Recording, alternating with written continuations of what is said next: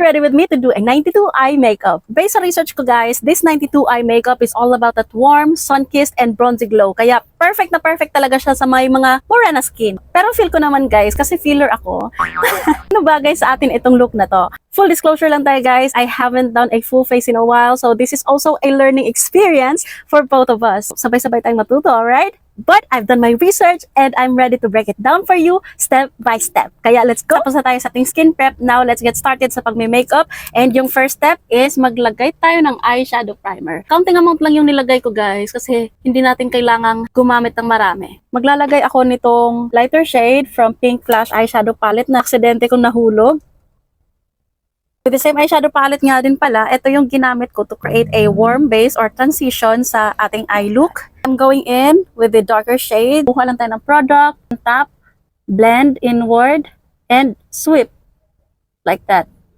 To add more depth sa ating mata, I'm going to use this Bella Pure Brown Eyed Girl eyeshadow palette na never ko pa talagang nagamit. I'm going to use this darker shade right here. Then itatap lang natin sa outer part ng ating mata.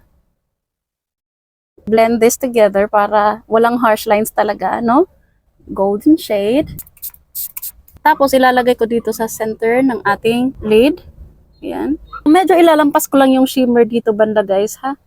Pag gumanon ako, pag straight yung mata ko, nawawala, di ba? Yan yung problema pag ganito yung eye shape nyo. With this beautiful shimmer shade, ilalagay natin siya dito sa ating lid. Hindi ko masyadong dinamihan yung glitter. Pen eyeliner from Perfect Diary. Let's curl these lashes. Yan. Apply mascara. Then let's pop some falsies. Oh, di ba? Napaka-dramatic ng ating mata this time. Ito yung gusto kong ma-achieve, okay? Ayusin ko lang. Ito yung focal point sa makeup look na to. Eyebrows. Dapat defined at very sculpted yung brows natin. This one is from Detail and the other one is from Saint Lux. Ito yung gagamitin ko. Ito nasa gitna. IBCC and DC. Gustong-gusto ko talaga yung finish ng primer na to. Like, seryoso, tingnan nyo kung ano yung kapit. Ito lang yung pinaka-dark na shade na meron ako. This one is from Maybelline Superstay. This one is in the shade Honey.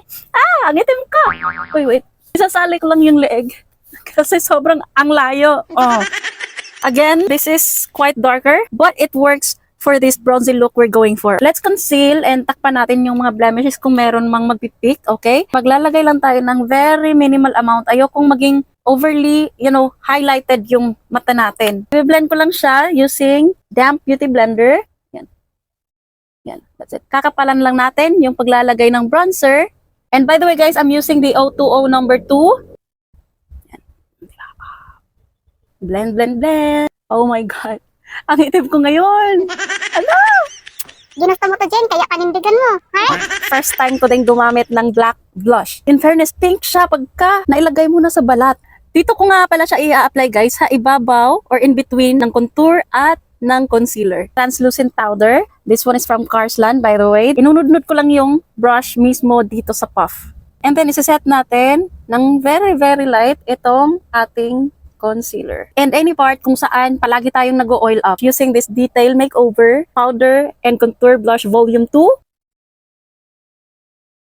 Gagamit ulit ako nitong black blush ng Says Lady. By the way guys, isa nga pala sa nakaganda ng black blush na to guys is pwede mo siyang ipatong kahit may powder na yung mukha mo. Ang ganda niya guys. Hindi talaga siya patchy at all kahit nakapatong na siya sa ating contour and bronzer. So I'm using this Carslan Soft Focus Setting Spray.